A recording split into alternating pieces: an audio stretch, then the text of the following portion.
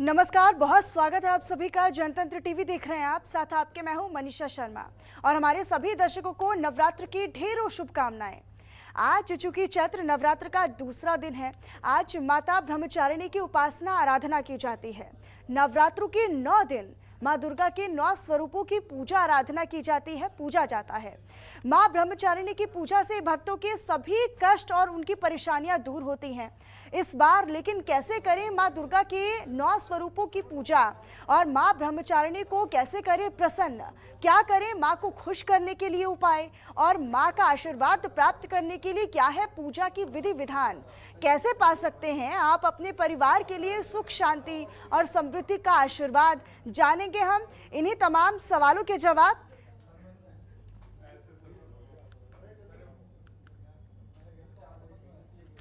तो हमारे साथ इन्हीं तमाम सवालों के जवाब देने के लिए स्टूडियो पर हमारे साथ मौजूद है ज्योतिष आचार्य जी, पंडित प्रणव कुमार शास्त्री जी। पंडित जी, बहुत स्वागत है आपका हमारे साथ जुड़ने के लिए। लेकिन प्रणव जी, क्योंकि देखिए बहुत ज़रूरी हो जाता है, चैत्र नवरात्रि का शुभ मुहूर्त, ब्रह्मचारिणी की पूजा अर्चना की जानी चाहिए। ऐसे में क्या होगा, शुभ मुहूर्त कैसे होगा और किस शुभ मुहूर्त पर भक्त अपने माँ ब्रह्मचारिणी को उनका आशीर्वाद लेने के लिए उनकी उपासना करें, उनके सुख समृद्धि के लिए, अपने परिवार की सुख समृद्धि के लिए उनकी पूजा अर्चना कैसे करें? नमस्कार, जय माता दी। आज बात करते हैं माँ ब्रह्मचारिणी की आराधना कैसे की जाए। और आराधना करते समय हमें ये बहुत सारी चीज़ों का ध्यान रखना होता है कि माँ ब्रह्मचारिणी का हमें कैसे पूजन करना चाहिए, कैसे ध्यान करना चाहिए, क्योंकि माँ ब्रह्मचारिणी जो है हमारी बहुत ही सिंपल देवी है और बहुत ही अच्छा फल देने वाली है। ये है जो हमारा फल देने वाली है। इसमें माँ ब्रह्मचारिणी सबसे अहम जो दूसरा नवरात्रा होता है वो होता है स्वास्थ्य और आयु को लेकर के। स्वास्थ्य और आयु को लेकर के बहुत अच्छा होता है। कल के नवरात्रे में किस समय का मुहूर्त है, किस समय मुहूर्त करना चाहिए। अभिजीत नक्षत्र जो होता है सबसे अति उत्तम नक्षत्र होता है। अभिजीत नक्षत्र का जो है वह हमारा बनता है 11:36 से 12:45 तक का अति उत्तम शुभ मुहूर्त है। इस मुहूर्त में पूजन करने से आपके आयु को लेकर के कोई भी है परेशानी तो आप यह ध्यान रहे कि इस शुभ मुहूर्त में अगर पूजन करते हैं, आपके आयु या आपका स्वास्थ्य खराब रहता है या आपकी अल्प आयु है या आपको आयु से संबंधित कोई परेशानी है, मात्र आप माँ ब्रह्मचारिणी का दूसरे नवरात्रि की उपासना करें, मन से उपासना करें और शुभ मुहूर्त में उपासना करें। लेकिन पंडित जी, ऐसे में ये भी जानना बहुत ज़रूरी है कि आखिरकार वर्णन क्या है, कैसे दूसरे स्वरूप यानी ब्रह्मचारिणी को समझा जाए, उनका स्वरूप क्या है, उसके बारे में क्या वर्णन है? बिल्कुल, माँ ब्रह्मचारिणी का स्वरूप बहुत ही सिंपल है। कमल के पुष्प में खड़ी है और हाथ में कमंडल है और एक हाथ में जप माला है और वस्त्र श्वेत या पीले वस्त्र धारण करती है। बहुत ही सिंपल स्वभाव स्वरूप होता है माँ का। माँ ब्रह्मचारिणी, जैसे उनका नाम है माँ ब्रह्मचारिणी, हकीकत में ही उनका जो वेशभूषा, पहनावा, रहन सहन, देख जो भी कुछ होता है बहुत ही अति उत्तम होता है। इस दिन इतना अति उत्तम फल मिलता है, बिल्कुल शांत। जो कहते हैं ना कि हमें भक्ति करनी चाहिए, पूजा पाठ करनी चाहिए, तो माँ ब्रह्मचारिणी के दिन आप मंत्र जाप करें। आप अगर मंत्र जाप करते हैं तो बहुत ही अच्छा होता है। ओम देवी ब्रह्मचारिणी नमः तस्तुत नमः करें, यह मंत्र का जाप अगर आप लगातार करते हैं बहुत ही अच्छा फल प्राप्त होता है। पंडित जी, बहुत सारी ऐसी बातें हैं जो अभी जाननी बहुत ज़रूरी है। ऐसे में ये भी जानना चाहेंगे कि शुभ मुहूर्त के साथ साथ, चूँकि आपने बता दिया कि शुभ मुहूर्त क्या है जिसमें सबसे ज़्यादा आशीर्वाद प्राप्ति हो सकती है, लेकिन क्या वर्जित माना जाता है? क्या ब्रह्मचारिणी की पूजा उपासना के दौरान क्या भक्तों को करने से बचना चाहिए, क्या वर्जित माना जाता है, इस पर भी ज़रा जानकारी दीजिएगा। बिल्कुल, माँ को जो सबसे ज़्यादा पसंद है कमल का फूल सबसे ज़्यादा पसंद है, लिहाजा इन समय नवरात्रों में तामसिक भोजन से बचा जाए। लहसुन प्याज आदि जो तामसिक भोजन है नवरात्रों में बहुत दूर रहना चाहिए। बहुत ही अच्छे से आप पूजन करें, माँ को प्रसन्न करें। जितना आप अपने मन और भाव से पूजन करेंगे वो सफल जरूर होगी। जितने हमारे देवी देवता होते हैं, और जैसे खासकर माँ ब्रह्मचारिणी, बहुत ही सिंपल स्वभाव स्वरूप होता है। अगर आप मन से एक लौंग का जोड़ा भी अर्पित करेंगे तो माँ बिल्कुल प्रसन्न होगी। और जैसे भी माँ ब्रह्मचारिणी के व्रत में आपको क्या करना है, क्या भोग लगाना है, ये बहुत विशेष ध्यान रखना होता है। क्योंकि माँ ब्रह्मचारिणी के इसमें आपको मिश्री का भोग लगाना है, 2 लौंग इलायची का भोग लगाना है। इस दिन माँ बड़ी प्रसन्न होती है। आपके छोटे से भोग से ही माँ आपको बहुत आशीर्वाद देगी और लंबी आयु का वरदान प्रदान करेगी। अच्छा पंडित जी, क्या पूरी विधि विधान है? किस विधि विधान के साथ माँ ब्रह्मचारिणी को उनके भक्त प्रसन्न कर सकते हैं? किस मंत्रोच्चारण का पाठ और किस पाठ का विशेष तौर पर उनको उपासना करनी चाहिए, जिससे कि आशीर्वाद प्राप्ति न केवल व्यक्तिगत तौर पर बल्कि पूरे परिवार की सुख समृद्धि की प्राप्ति हो? बिल्कुल, देखिए क्या होता है कि हम बहुत सारी चीज़ों में सोचते हैं कि हमें माता को ये भेंट करें। माता को हम कुछ भेंट नहीं कर सकते, क्योंकि माता से तो हम खुद लेते हैं। माँ तो देने वाली होती है। आज तक आपने देखा होगा, जो हमारी जननी होती है, जो हमें जनती है माता, वो हमेशा देती ही रहती है, कभी उन्होंने कोई आशा नहीं की। ऐसे ही हमारी माता होती ब्रह्मचारिणी माता, ये हमेशा आशीर्वाद देती है और हमेशा आपको फल ही प्राप्त करेंगे। आप अगर मन भाव से, अगर मन से आप एक मिश्री की डली भी प्रसाद में देंगे, वो भी स्वीकार होगी। लेकिन आप सच्चे मन से करें पूजा। किसी के कहे से अगर आपकी श्रद्धा एक पुष्प चढ़ाने की है, तो आप वाइट रंग का पुष्प या गुलाब का पुष्प अर्पित करें, उनसे पूजन करें। उनसे पूजन से भी माता खुश होती है। क्योंकि माता कहती है, आप अपने घर में देखिए, सभी के घर में देखिए, मेरे घर में देखिए, अगर हम अपनी माता से प्यार करते हैं तो हमारी माता खुद ही आशीर्वाद देती है। यानी जो हमारे घर में माँ है, वो भी एक स्वरूप देवी का होता है। सारी तीनों की जैसे प्रारूप होता है, माँ सरस्वती होगी, पार्वती माँ होगी, लक्ष्मी माँ होगी, तीनों का प्रारूप आपके घर के अंदर होता है। वो होता है आपकी स्वयं की माँ। अगर माँ की सेवा करते हैं और माँ ब्रह्मचारिणी को आप एक मिश्री या एक लौंग का जोड़ा, एक इलायची का जोड़ा भी अर्पित करते हैं, और भी कुछ नहीं है तो आप एक चम्मच गंगा जल भी अर्पित करते हैं, माँ को वह भी स्वीकार है। सबसे पहले पूजन अपने माता पिता की पूजा करनी चाहिए, उसके बाद आप सभी देवी देवताओं की पूजा करें। और माँ ब्रह्मचारिणी तो वाकई में ही ब्रह्मचारिणी है। ये तो ब्रह्मा की ऐसी स्तुति में लीन रहती है कि इनको केवल दुनियादारी में लीन रहती है और सबका कल्याण करने के लिए माँ ब्रह्मचारिणी है। आयु प्रदान करती है, स्वास्थ्य प्रदान करती है। ये सभी देवी देवताओं में सबसे अपार है। पंडित जी, लेकिन ऐसे में ध्यान मंत्र क्या होना चाहिए? क्या मूल मंत्र होना चाहिए, जिस मंत्रोच्चारण के साथ, जिस पाठ के साथ उसका उपासना की जा सकती है, आराधना की जा सकती है, माता की प्रसन्न कैसे किया जाए? बिल्कुल, देखिए हमारे बहुत सारे मंत्र होते हैं देवी के, बहुत सारे मंत्र होते हैं। कुछ ऐसे मंत्र होते हैं कि जो इतने बड़े मंत्र होते हैं जो नहीं कर पाते आम घर में जो सभी भक्तगण होते हैं।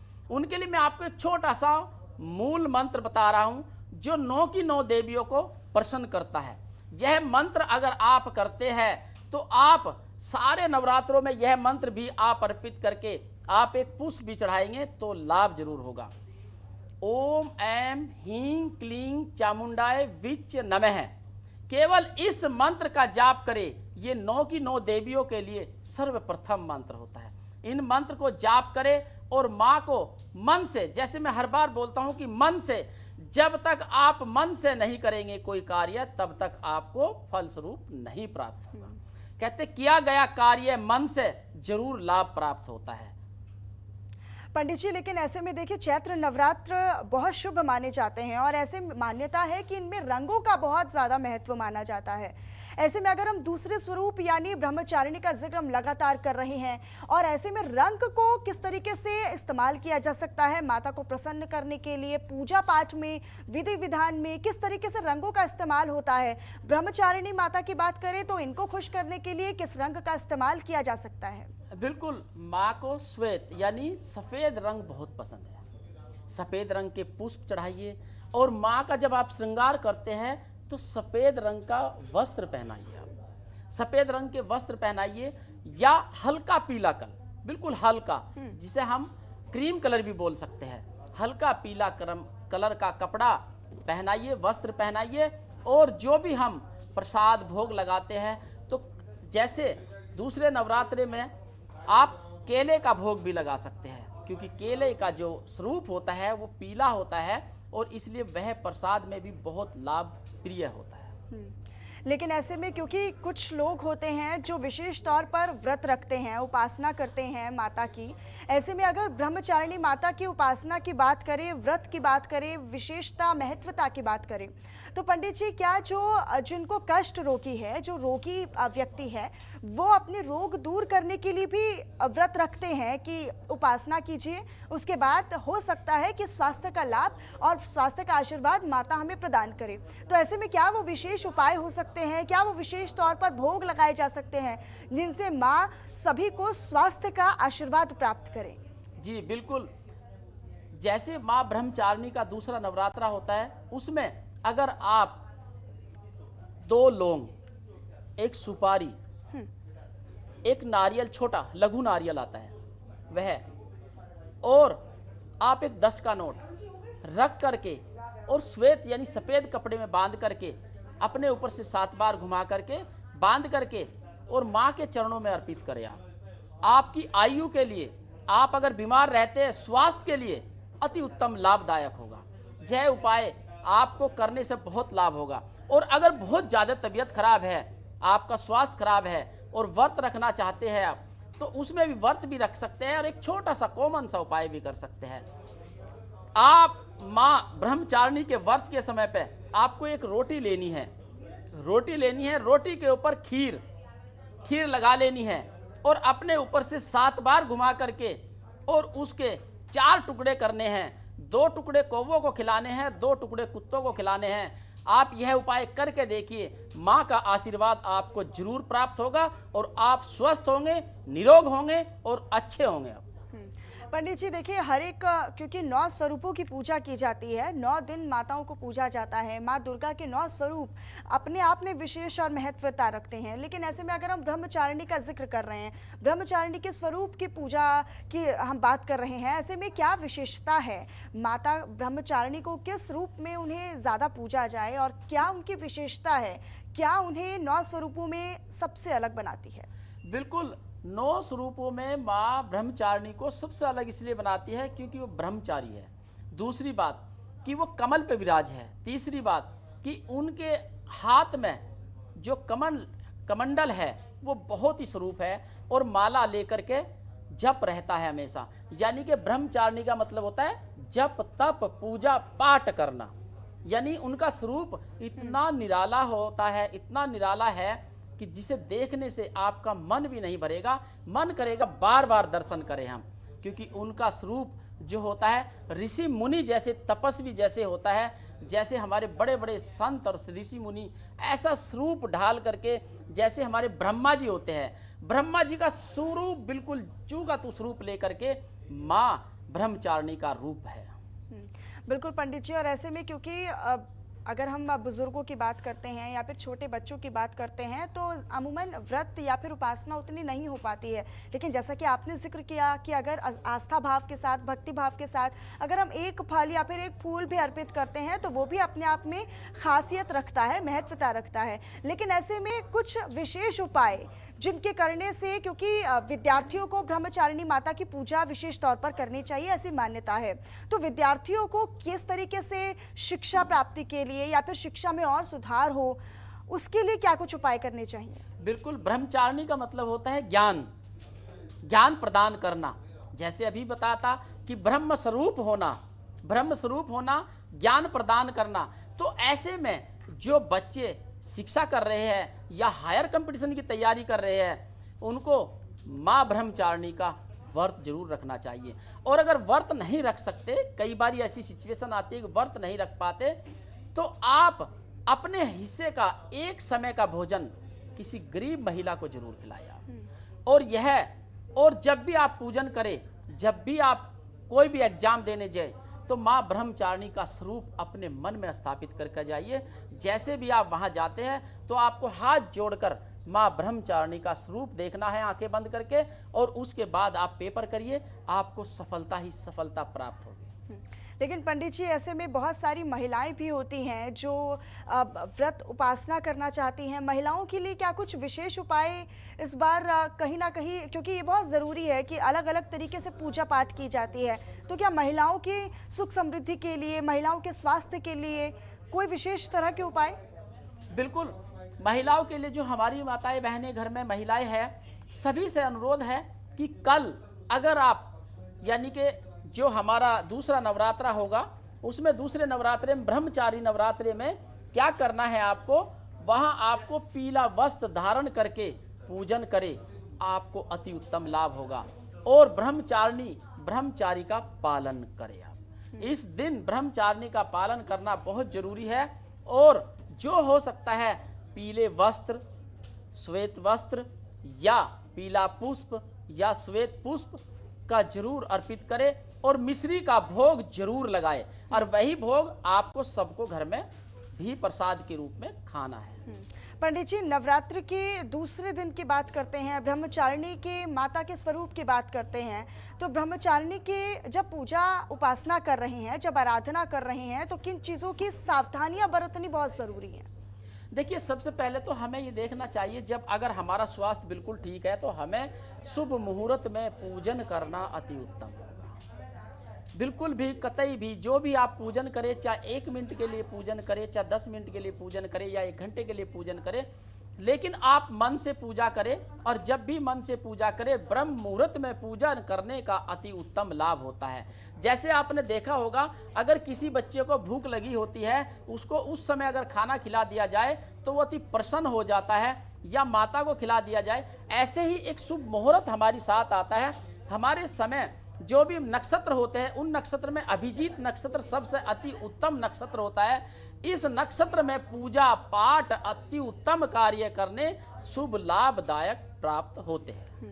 पंडित जी, क्योंकि विशेष टिप्स भी होती हैं, विशेष तौर पर उपाय भी माने जाते हैं, जो करने से पूरे परिवार की सुख समृद्धि में उन्नति होती है, परिवार की तरक्की में उन्नति होती है, और व्यक्तिगत तौर पर जो विशेष इंसान किसी माता के स्वरूप की पूजा कर रहा है, उसे तो धन लाभ होता ही है, उसे तो स्वास्थ्य लाभ होता ही है, शिक्षा का लाभ होता है, लेकिन पूरे परिवार के सुख समृद्धि के लिए भी कुछ विशेष टिप्स या फिर विशेष तौर पर कोई मंत्र या फिर किसी पाठ का ज़रूरत, जिससे कि पूरे परिवार को इसका फायदा हो या फिर आशीर्वाद की प्राप्ति हो। बिल्कुल, देखिए क्या होता है कि आज का समय भागदौड़ का समय है। बिल्कुल, हम किसी को कहे कि आप 1 घंटा जप कर लीजिए, नहीं कर पाएंगे। हम किसी को कहे कि आप 2 घंटा पाठ कर लीजिए, नहीं कर पाएंगे। लेकिन मैं आपको एक छोटा सा कॉमन उपाय बताने जा रहा हूं। ब्रह्मचारिणी स्वरूप के माता के रूप में आपको करना क्या है, एक छोटा सा, बिल्कुल छोटा सा मिट्टी का कलश लेना है आपको। मिट्टी का कलश लेकर के और उसमें चावल भर लेने हैं। चावल भर के उसके अंदर 1 का सिक्का डाल देना है और थोड़ी सी हल्दी डाल देनी है। फिर उसको ढक्कन रख करके और घर में कहीं भी स्थापित कर दीजिए। पूरे घर में सुख शांति बरकत धन का आवागमन लगेगा और बहुत अच्छा लाभ प्राप्त होगा और घर में सुख शांति और मंगलमय ही मंगलमय होगा। बिल्कुल पंडित जी, ऐसे में बहुत ज़रूरी हो जाता है, क्योंकि बच्चों के लिए आपने मंत्रोच्चारण बता दिए हैं, महिलाओं के लिए विशेष तौर पर बता दिए हैं, जो रोज़मर्रा के जीवन में, क्योंकि अस्त व्यस्त जीवन है, बहुत बिजी स्केड्यूल लोगों का रहता है, ऐसे में उनके लिए भी आपने उपाय बता दिए हैं। कुछ खास उपाय जो लोग करें तो उनको आशीर्वाद की प्राप्ति होगी, वो भी आपने बता दिया है। लेकिन कुछ चीज़ें जिनको खास तौर पर अगर हम आराधना कर रहे हैं, पूजा कर रहे हैं, क्योंकि कुछ लोग हैं जो मंदिर में नहीं जा सकते हैं, घर पर ही वो मजबूरन पूजा करते हैं, या फिर उनके पास टाइम नहीं है, या तो स्वास्थ्य उतना बेहतर नहीं है, तो क्या घर के अंदर वो किस तरीके से पूरी पूजा कर सकते हैं जिसकी पूरी उनको आशीर्वाद प्राप्ति माता की हो सके? बिल्कुल, देखिए क्या होता है, मान लीजिए मेरा स्वास्थ्य खराब है या किसी का भी स्वास्थ्य खराब है, भगवान ये नहीं कहते कि आप मेरे लिए बिस्तर छोड़कर बैठे। भगवान कहते हैं मन से आप लेटे लेटे भी कर सकते हैं। मान लीजिए बहुत सारे ऐसे भक्त हैं माता के जो हॉस्पिटल में हैं, बीमार है या स्वास्थ्य खराब है, और उनकी इच्छा है कि वो भी चाहे कि हम व्रत का लाभ ले सकते हैं, तो वो भी व्रत का लाभ ले सकते हैं। जैसे मैंने कहा कि आप कुछ भी नहीं कर सकते, आप व्रत भी नहीं कर सकते, तो एक समय का भोजन आप छोड़ करके किसी गरीब को दान करें आप, वो भी आपका व्रत का संपूर्ण फल प्रदान होगा। कहते हैं अन्नदान सबसे बड़ा दान है। अन्नदान सबसे बड़ा दान है। आप जो व्रत रखते हैं उस व्रत का रखने का महत्व भी तभी मिलता है कि अपने हिस्से का आप अन्न जरूर दान करें। आज आपने नवरात्रों का व्रत रखा है तो आज का आपका हिस्से का जो अन्न है वो किसी गरीब को जरूर मिलना चाहिए और बिल्कुल लाभ प्राप्त होगा। और घर बैठे भी आप माता का सिमरण कर सकते हैं, घर बैठे भी माता के मंत्रों का उच्चारण कर सकते हैं। आप यह मंत्र सदैव रटते रहिए, ओम ऐं ह्रीं क्लीं चामुंडाय विच नमः। यह मंत्र अगर आप लगातार करते रहेंगे तो भी आपके कल्याण होगा। पंडित जी, क्योंकि अब समय पूरा होने चला है और ऐसे में क्या जाते जाते कुछ विशेष प्रकार की टिप्स आप हमारे दर्शकों को देना चाहेंगे?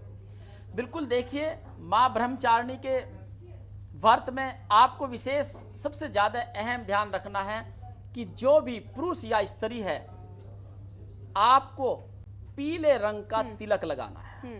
बहुत छोटा सा टिप्स बता रहा हूँ, आप यह करके देखिए। माँ ब्रह्मचारिणी के व्रत के दिन जब आप पूजन कर लेते हैं आप पीले रंग का टीका लगाइए, पीला चंदन नहीं तो पीली हल्दी का टीका लगाइए और यह करने से भी आपको अति उत्तम लाभ प्राप्त होगा।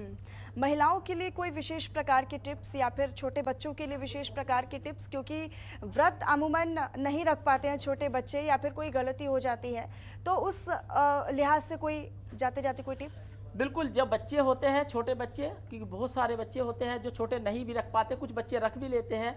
मैं सभी के लिए एक छोटा सा टिप्स बताने जा रहा हूँ। आप जो भी कोई बच्चा व्रत रखा हुआ है या नहीं भी रखा हुआ, जो नहीं रख पा रहा है तो वह भी यह टिप्स कर सकता है। और कुछ भी नहीं करना आपको, मात्र आपको करना क्या है, छोटा सा उपाय करना है। आप दूध लेना है, दूध के अंदर आधा चम्मच हल्दी डालें और वह आप पी जाइए। यह भी एक उपाय है और एक टिप्स है, क्योंकि यह करने से माँ ब्रह्मचारिणी का जो संयोग बना है पीले वस्त्र, पीले श्वेत वस्त्र का, वो अति उत्तम लाभ होगा।